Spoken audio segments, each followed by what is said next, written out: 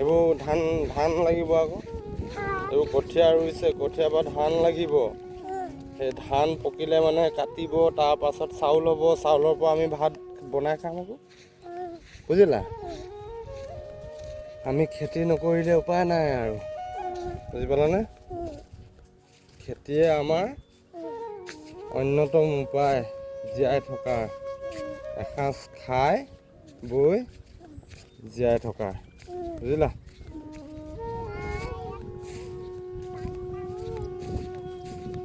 পথাৰত পানী হ'লে খেতি কৰিব পাৰিব